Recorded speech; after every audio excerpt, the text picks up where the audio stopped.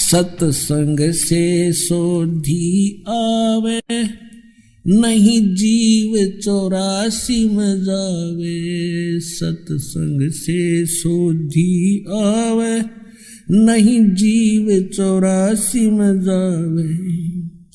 अब मेटो द्वेष और राग, हो राग या उम्र बतेरी जाली। अब मेटो द्वेष और राग, हो राग या उम्र बतेरी जाली। अब आपको दिखाते हैं, आदि शंकराचार्य जी ने बहुत सारे ग्रंथ अपने अनुभव के बनाए। उनमें से एक है मठ आमनाय महाअनुशासनम। इसको दिखाते हैं आपको। यह है मठ आमनाय महाअनुशासनम, आदि श्री शंकराचार्य विरचितम। आदि शंकराचार्य जी द्वारा इसकी रचना की। ये है आदि शंकराचार्य। ये 32 वर्ष की उम्र में इनका देहांत हो गया था। और ये हैं 4 मठ। एक ये ज्योतिर्मठ, ये लिखा ज्योति, ये तो पूर्व हिमालय साइड में। और ये है शारदा द्वारका पीठ, शारदा द्वारका पीठ। और ये है श्रृंगेरी मठ। और ये है गोवर्धन मठ पुरी, जगन्नाथपुरी जिसको कहते हैं। और ये है ज्योतिर्मठ बद्री का आश्रम हिमालय। और ये स्थान दिखा रखा है कालटी, जहां पर शंकराचार्य जी का जन्म हुआ। वहां भी इनके नाम से कोई मंदिर बना हुआ है। इसके प्रकाशक कौन है देखिएगा। ये है श्री काशी, ये प्रथम पुष्प, ये वहां लिखा गया इसने। आज श्री शंकराचार्य विरचितम मठ आमनाय महानुशासनम, संपादित तथा भाषांतर करता है डॉक्टर कामेश्वर नाथ मिश्र, आचार्य अध्यक्ष संस्कृत विभाग, अध्यक्ष शब्द विद्या असंकाय, केंद्रीय उच्च तिब्बती शिक्षा संस्थान, सारनाथ, वाराणसी उत्तर प्रदेश, वाराणसी उत्तर प्रदेश में। श्री काशी विद्वत परिषद न्यास, केदार घाट, वाराणसी। प्रकाशक है ये वही आपको दिखा। और यहाँ है, ये कहाँ से प्रिंट हुई है, Shri Mata कमर्शियस private limited B, 7/125 बाघहाड़ा, Kedar घाट, वाराणसी। ये इतना दूरभाष है। अब इनके आपको दिखाते हैं कौन कौन से मठ हैं। अब इसमें देखिएगा प्रश्न नंबर 12 पे इसमें क्या कहा है, इसका ऊपर वर्णन चला आ रहा है। इसमें इन्होंने निर्णय दिया है कि मठों की संख्या, इस प्रकार ग्रंथ में मठों की कुल संख्या 7 बतलाई गई है, जिनमें 4 भारत के 4 दिगंतों में स्थापित किए गए थे और उनका कार्य क्षेत्र भी बतलाया गया है। वस्तुतः लौकिक व्यवहार के लिए यही 4 मठ द्वारका शारदा पीठ, गोवर्धन ज्योतिष पीठ एवं श्रृंगेरी सम्मत है। शेष 3 मठ वैज्ञानिक विग्रह श्लोक नंबर 39 परिभाषित है।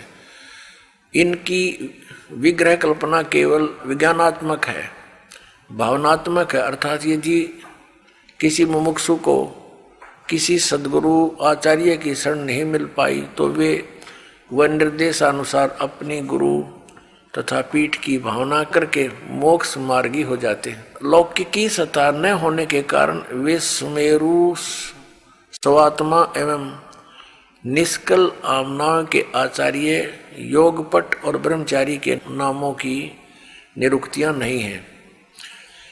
अब यहाँ पूर्वोक्त चारों मठों की स्थिति और क्षेत्र तो भूतल पर बतलाए गए हैं और भारत के चारों भागों में अवस्थित हैं। ऊर्ध्व दिशा तो ऊपर है, ऊर्ध्व ऊपर, आकाश में, स्वर्ग अथवा अन्य लोकों में यह मठ नहीं हो सकता। गंधर्व नगर अथवा आकाश महल की भांति यदि हो भी सकता है तो केवल भावना लोक में, भूलोक में नहीं। इसी प्रकार चारों मठों के ऋग्वेद, यजुर्वेद आदि 4 वेद बतलाए, अथर्ववेद और सामवेद गए हैं। ऊर्ध्व आमनाय सुमेरु पीठ के लिए निर्धारित वेद सूक्ष्म वेद श्लोक नंबर 42 है और चारों वेदों के अतिरिक्त इस नाम का कोई वेद सनातनी जगत में नहीं है। अब इसका कहने का भाव ये है कि जैसे 4 वेद हैं और एक पुस्तक है, ये मठामनाय महानुशासनम, इसके श्लोक नंबर 42 में एक सूक्ष्म वेद का भी जिक्र है, पर लेखक अनुवाद करता कह रहा है कि ये तो कहीं और ही हो सकता है, हमारे सनातनी जगत में केवल 4 ही वेद हैं। अब हम आगे आते हैं। अब इन चारों मठों पर पूरे हिंदू धर्म को ज्ञान दिया जाता है और जो आदि शंकराचार्य जी के द्वारा स्थापित हैं, उनके द्वारा दिया गया ज्ञान है, वो किन किन मठों में कौन से वेद का पाठ होता है और कौन से देवी देवता की पूजा होती है, ये वर्णन दिखाते हैं। देखिएगा, पुस्तक वही है, पुस्तक ये वही चल रही है, मठ आमनाय महानुशासनम, पृष्ठ नंबर 33 पर शारदा मठ आमनाय, ये शारदा मठ के विषय में है। इसमें क्या बताया है, आदि शंकराचार्य द्वारा स्थापित पहला आमनाय पश्चिम दिशा में है, जिसको शारदा मठ कहा जाता है। ये आपको यहाँ दिखाया था, ये है शारदा मठ, ये वाला शारदा मठ द्वारका, ये द्वारका वाला, जिसको शारदा मठ कहा जाता है। इसका कीटवार संप्रदाय है, तीर्थ और आश्रम इसके सन्यासियों के पद अर्थात योग पट हैं। अच्छा, अक्षेत्र देवता देवी और प्रथम आचार्य यहाँ लिखे हैं इसके बारे में। इस अक्षेत्र का नाम द्वारका है और देवता सिद्धेश्वर हैं, सिद्धेश्वर, और देवी भद्रकाली है तथा आदि आचार्य विश्वरूप सुरेश्वर आचार्य, ये प्रथम थे जो उन्होंने स्थापित किए, सुरेश्वर आचार्य। और इसमें देखना ये क्या लिखा कि निर्मल तीर्थ गोमती है, यहाँ स्वरूप नामक ब्रह्मचारी साम वेद का वक्ता कहा गया है। इसमें साम वेद का ही पाठ होता है।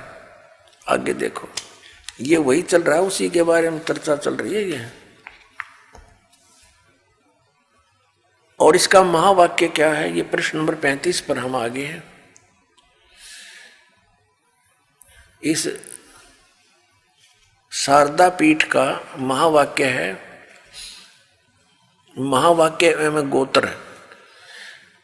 इस आमनाय का महावाक्य तत्वमसि, तत्त्वमसि, तत्वमसि है। इसका उल्लेख साम वेद अंतर्गत ये छांदोग्य उपनिषद का 6/8 ये श्लोक है, अध्याय 6 का श्लोक 8। ये छांदोग्य उपनिषद से लिया गया इन्होंने ये तत्वमसि, और यहां इसका निर्णय दिया कि जो तत्वमसि इन 3 पदात्मक महावाक्य रूपी त्रिवेणी संगम में तीर्थ की भावना से स्नान करता है, अर्थात तत्त्वम पदों का शोधन करके महावाक्य के लक्ष्य अर्थ के चिंतन में तल्लीन रहता है, उसे तीर्थ नाम से कहा जाता है। ठीक,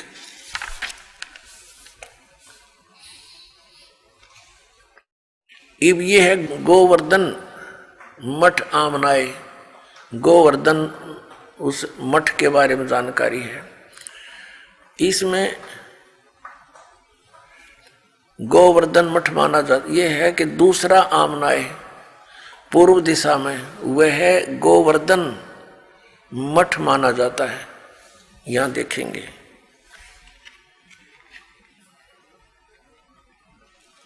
ये है गोवर्धन मठ यानी पुरी, गोवर्धन मठ जगन्नाथपुरी में। दूसरा आमनाय पूर्व दिशा का है, वह है गोवर्धन मठ माना जाता है। संप्रदाय भोगवार है और वन और आरण्य इसके सन्यासियों के पद योगपट है। अब इसमें क्या है, इसका भगवान कौन है? इसका क्षेत्र पुरुषोत्तम है और भगवान जगन्नाथ इसके देवता हैं और देवी विमला है, आचार्यों के ये नाम है। और इसका जो महावाक्य क्या है, यहां पर महावाक्य प्रज्ञानम ब्रह्म, और ये ऐत्रेय उपनिषद का है 5/3। ये यहां से लिया है इन्होंने ये मंत्र जाप करण का।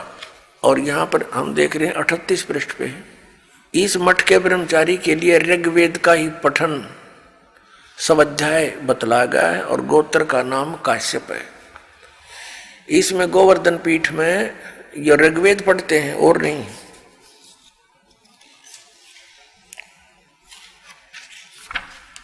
अब ये ज्योतिर्मय ज्योतिर्मठ आमनाय, इसका दूसरा नाम, तीसरा आमनाय उत्तर दिशा का है जो कि ज्योतिर्मठ है, अथवा उसका दूसरा नाम श्रीमठ भी कहा गया है। बद्री का आश्रम इसका क्षेत्र है। भगवान नारायण देवता हैं और देवी पूर्णागिरी जी है, पूर्णागिरी है। और तोटक आचार्य इसके प्रथम आचार्य कहे गए। और यहां इनका महावाक्य क्या है, अयम आत्मा ब्रह्म, ये मांडुक्य उपनिषद का दूसरे अध्याय से लिया गया है, दूसरा श्लोक है। यह आत्मा ब्रह्म है, क्लियर कर दिया। अब देखते जाना इनके कारनामे करामात। आनंद नामक ब्रह्मचारी अथर्ववेद का उपदेशक होता है। अब चौथा देखो, ये है प्रश्न नंबर 44 पर। और श्रृंगेरी मठ आमनाय, ये चौथा है। चौथा दक्षिण दिशा में अवस्थित आमनाय है। मठ का नाम श्रृंगेरी है, संप्रदाय भूरीवार है और गोत्र भूर्भुव है। इसमें सरस्वती आदि सन्यासी रहते। रामेश्वर नामक क्षेत्र है। भगवान आदि वाराह है, आदि वाराह इसका देवता है। और इस मठ की देवी कामाक्षी हैं। और इनका महावाक्य क्या है, यजुर्वेद यहां पढ़ा जाता है। ब्रह्मचारी चैतन्य नाम का होता है और जो यजुर्वेद का स्वाध्यायी होता है, इसका ही महावाक्य अहम ब्रह्मास्मि वरहद उपनिषद का 3/4/10 कहा गया। यह इस वरहद उपनिषद से लिया गया। यू अहम ब्रह्मास्मि और नाम वेदों का ले रही है। अब इन शंकराचार्यों द्वारा कैसा ज्ञान दिया जाता है, थोड़ी सी एक झलक दिखाते हैं। ये पुस्तक है कि हिमालय तीर्थ,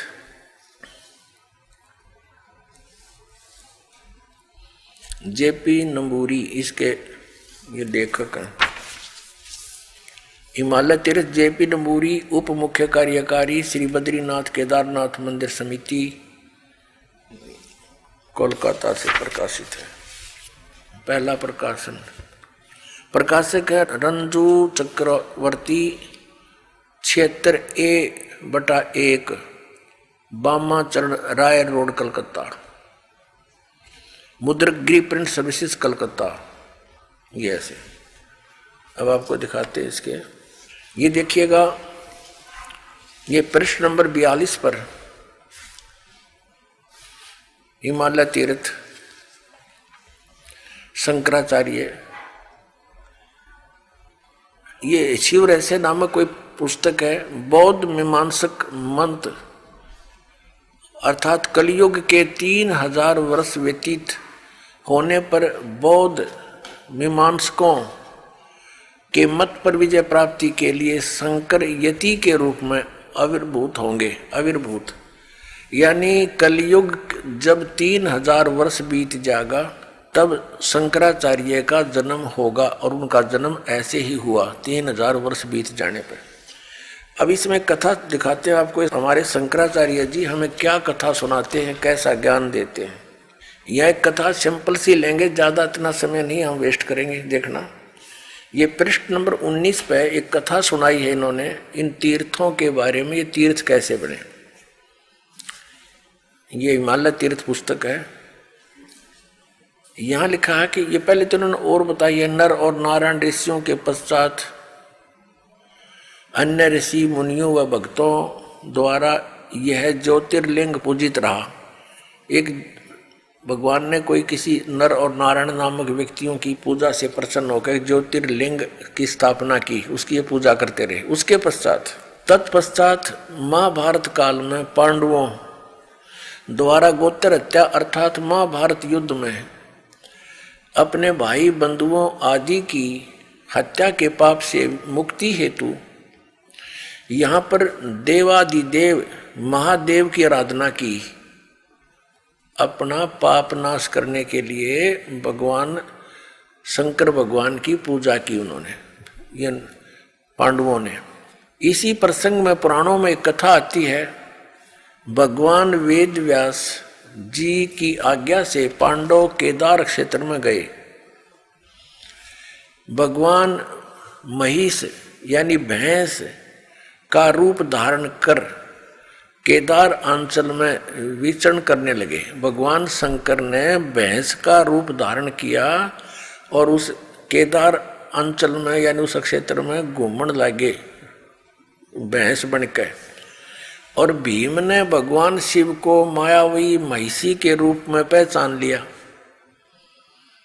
अब नो कहे भीम ने वो पहचान लिया कि ये भगवान शिव है भैंस के रूप में, और वे ऐसा जानकर भगवान शिव महिष रूप में पृथ्वी में समा ही रहे थे कि महाबली भीम ने दौड़कर उनका पिछला भाग पकड़ लिया।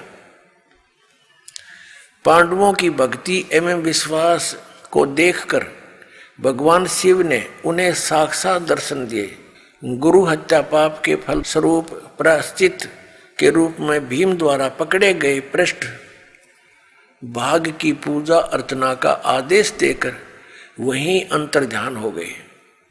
पृष्ठ माने पिछला हिस्सा, भैंस का पिछला, मैं बताऊंगा आपको डिटेल से। पृष्ठ भाग ने शिला का रूप धारण किया, पत्थर बन गया फिर पिछला हिस्सा। अब ये क्या कहना चाहते हैं कि जब इन पांडवों को श्री कृष्ण जी ने आदेश दे दिया था कि तुम्हारे ऊपर एक भयंकर पाप है, जो महाभारत में तुमने बंधुघात किया, गुरुजन मार दिए, कितना अत्याचार किया, इसके मोक्ष के लिए तुम हिमालय में जाओ और वहाँ तपस्या करो अंतिम श्वास तक। तो क्या कहना चाह रहे हैं ये लेखक कि पांडव वहाँ पर अपना वो भक्ति कर रहे थे, तपस्या कर रहे थे, साधना कर रहे थे। भगवान शिव आगे वहाँ पर भैंस रूप धारण करके अन्यों के भीम ने पहचान लिए और भीम दौड़ा तो भगवान शंकर समझ गए उसको, इस कारण से वो पृथ्वी में समान लग गए। और फिर केवल पृष्ठ भाग यानी पिछला हिस्सा शेष रह रहा था पृथ्वी में जानते। महाबली भीम ने पकड़ कर डांट लिया कसूती तरह, और वो फिर इतना बार रह गया, फिर वो पत्थर का बन गया। और कहते भगवान शिव वहां प्रकट हो गए। ये काल का छल है सारा, ये शिव रूप में प्रकट हो गया और उनको कह दिया कि तुम बस इसकी पूजा करो भैंस के पिछले हिस्से की, और टट्टी गोबर के स्थान की भीम पूजा करने ला दिए, और वो बन गया तीर्थ स्थान। वो टट्टी पेशाब के पोर्शन का नो कहीं तुम इसकी पूजा करो, और वो तीर्थ बन गया हमारा। क्या देखिए, फिर पढ़िए, ये समझ में आओगा। भगवान वेद व्यास की आज्ञा से पांडव केदार क्षेत्र में आए। भगवान महिष यानी भैंस का रूप धारण कर केदार अंचल में विचरण करने लगे। भीम ने भगवान शिव की मायावी महिष के रूप में पहचान लिया, शिव को भैंस के रूप में पहचान लिया। वह ऐसा जानकर भगवान शिव महेश रूप में पृथ्वी में समा ही रहे थे कि महाबली भीम ने दौड़कर उनका पिछला भाग पकड़ लिया। पांडवों की भक्ति व एवं विश्वास को देखकर भगवान शिव ने उन्हें साक्षात दर्शन दिए, और फिर गोत्र हत्यार गुरु हत्यार ये के फलस्वरूप प्रायश्चित के रूप में भीम द्वारा पकड़े गए पृष्ठभाग यानी पिछले हिस्से को की पूजा अर्चना का आदेश देकर वहीं अंतर ध्यान हो गए। पृष्ठभाग ने शिला का रूप धारण कर लिया, पत्थर बन गया वो पिछला हिस्सा, तो पांडवों द्वारा पूजित हुआ। पांडव लाग गए उसने टट्टी पेशाब के पोर्शन ने पूजन। ये भगवान, ये थे हमारे शंकराचार्य जी का ज्ञान। ये देखो, ये काल का जाल है सारा। आगे फिर जो भैंस रूप में भगवान शिव थे, कहते हैं वो पृथ्वी में समा गए, समाने लगे, तो पिछला हिस्सा तो भीम ने पकड़ लिया, वो उड़े डट गया। अब आगे कौन कौन से पैर कहाँ गए, मुंह कित निकला जाकर उसका, ये देखियो। ये 19 पृष्ठ पे पढ़ रहे हैं हिमालय तीर्थ के। यहां आ गया अंतर जा रहे, और वो फिर पिछला हिस्सा पृष्ठ भाग यानी पिछला हिस्सा, ये पिछला भाग है, भीम द्वारा पृष्ठ भाग जो है निशिला का रूप धारण कर लिया और पांडवों द्वारा पूजित हुआ। पांडव उसकी पूजा करने लगे, फिर पूछड़ की, और तब से आज तक पूजित है। आज तक उससे की पूजा पर लग रहे हैं भक्त। महिष का अगर भाग नेपाल में जाकर प्रकट हुआ, ओहो, और जो पशुपति नाथ के नाम से विख्यात हुआ।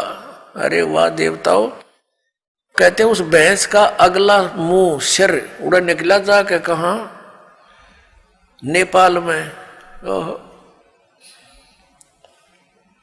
महेश का अगर भाग यानी अगला हिस्सा मुंह सिर नेपाल में जाकर प्रकट हुआ, जो पशुपति नाथ के नाम से विख्यात हुआ। अब वहां पशुपति नाथ के नाम से मंदिर बन गया, लोग वहां पूजन लगे।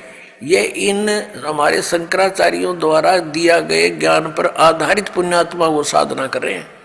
महिष के अन्य 4 भाग कर्म से तुंगनाथ में बाहु, रुद्रनाथ में मुख, मद महेश्वर में नाभि और कल्पेश्वर में जटा। इस प्रकार केदारनाथ को छोड़कर महिष रूपी भगवान शंकर के अन्य 4 भाग केदार क्षेत्र में प्रतिष्ठित हुए। केदारनाथ सहित ये स्थान पंच केदार नाम से विख्यात है। अब देखो, नेपाल में पहुंच गया अगर भाग, महिष का अगर भाग नेपाल में अगला हिस्सा, और बाकी ये सारे भारत में रह गए। और वो नेपाल में जो पशुपति नाथ की पूजा होती है, वह ऐसे इनके बनाए हुए ये अपना विधान है। देखो पुण्यात्माओं, हमने वो साधना करनी है जो हमारे पवित्र वेदों और पवित्र गीता में लिखी है। हम ये नहीं कहते कि ऐसा ना हुआ होगा। भक्ति मार्ग में कोई भी चीज असंभव नहीं होती, क्योंकि ये काल भगवान 1000 कला का भगवान है, सहस्र कला का और सहस्र भुजा का। तो ये भी बहुत प्रबल है, बहुत शक्ति युक्त है, सिद्धियां हैं इसके अंदर। ये कुछ भी कर सकता है इस प्रकार के भ्रमित करने के लिए। तो हम ये नहीं कहते कि ऐसा नहीं हुआ होगा, ये फिर ये तो यादगार रहेगी। हमने पूजा वही करनी है जो हमारे सदग्रंथ बताते हैं।